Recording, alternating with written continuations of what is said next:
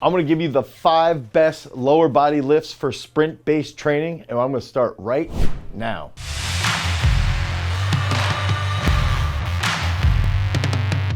What's up, everybody? It's Dane Miller from GarageStrength.com, and if this is your first time to the channel and you're interested in learning about strength training, you wanna become a faster sprinter, you wanna be more explosive, make sure that you like, you subscribe, and you ring that notification bell so we can help you drop your times.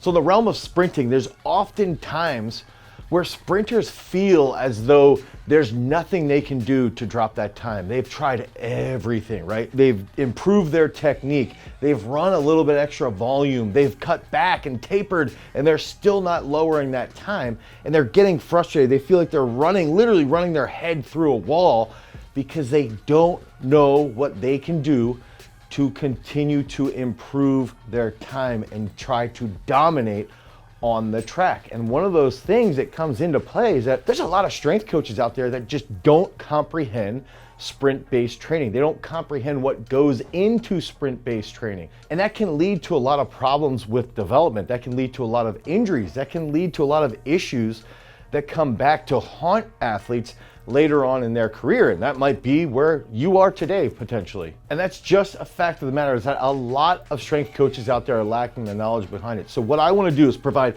a simple breakdown of how I look at training sprinters, the easy lens, that little microscope of how we can focus on different tasks, and then provide you with 5 takeaways here. So we're going to start right off the bat.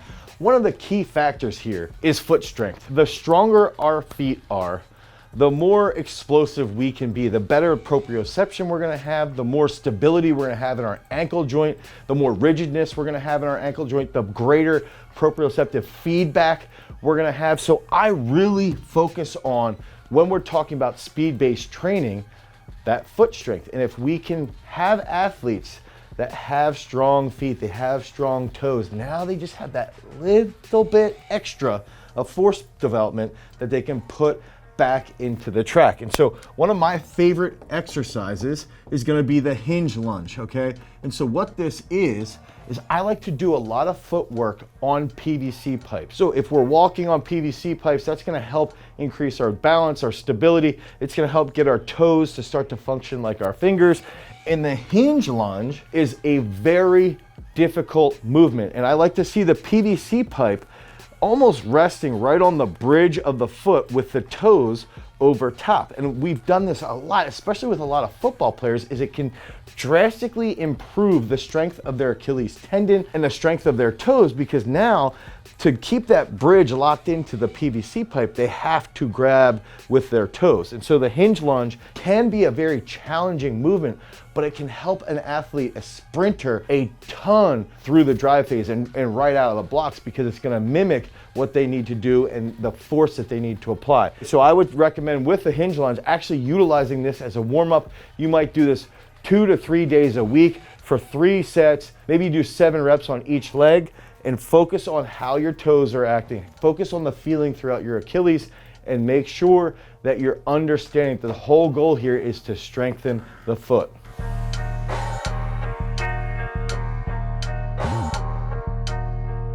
Now that next step when we're talking about sprint-based training is we've got to think about, we want to focus on foot strength, right? Well, what's next? Well, we got to get fast out of the blocks. We have to be explosive out of the blocks. We have to explode right out of the blocks. So we want to focus on that block work.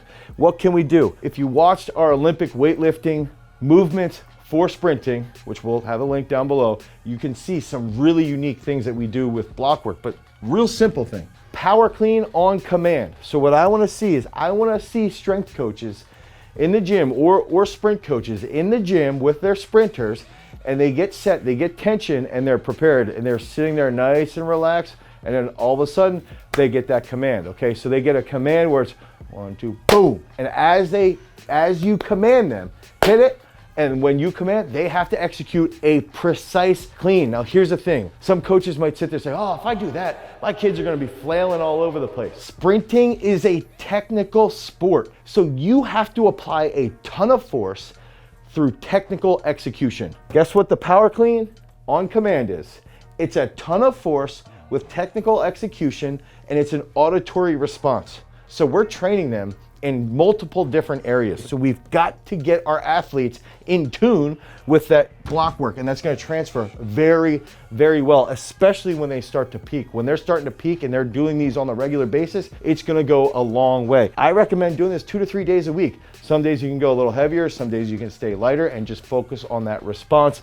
5 sets of 2, 5 sets of 3, and really try and hammer that starting position. Now, next step, we're going to work into the drive phase. So think about, we want to get through maximal acceleration, okay? We want to accelerate as quickly as possible, and then obviously later on, hold it as long as possible. So if I can accelerate faster than my opponent and I can hold it longer than my opponent, I'm going to win. So what's going to help us in the drive phase? I really, really like utilizing a front squat. It's nice and simple. It's nothing fancy, but this is going to target, one, their trunk. They've got to have control throughout their trunk. When we execute a front squat, there's a ton of trunk activation. 2, it's going to light up their quads. Front squatting is a more quad dominant exercise. When they're in their drive phase, when they're accelerating, we are focusing on pushing from the quads. A lot of that pushing, front squatting, comes into play now with that hinge lunge. So when we're focusing on that front squat, try to get full depth, try to work on the mobility in the hips, try to work on that dynamic trunk control when they're front squatting so they're holding a good position, and teach them how having stronger quads is going to transfer to greater acceleration. Then when we get into maximum mechanics, now we're running at top end speed. So we want to be a little bit more upright. We want to think about the technical side of sprinting. We want that foot grounding underneath our hips so we have a really high ground reaction force. If we have a high ground reaction force, that's going to help us be faster. But if we're leaning forward, that's not going to happen. That's where this exercise comes into play.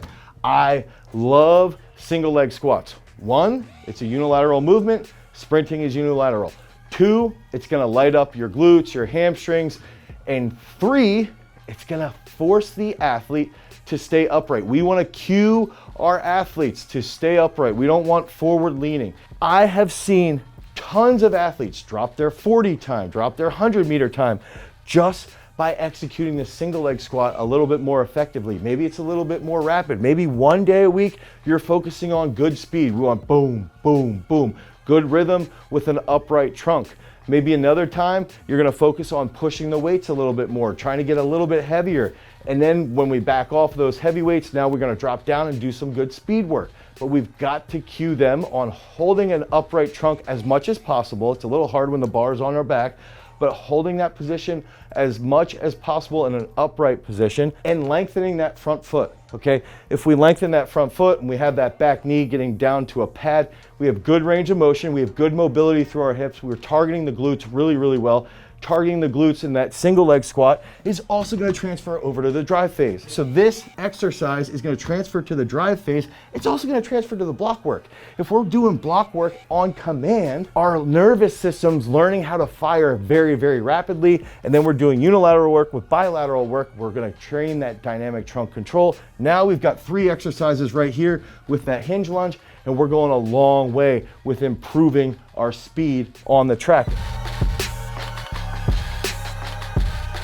And then finally, one of the best accessories. I believe that this is one of the best accessories that you can do for sprint-based training is going to be hamstring pulls. It's typically going to be called Nordic hamstring curls. I like calling them hamstring pulls.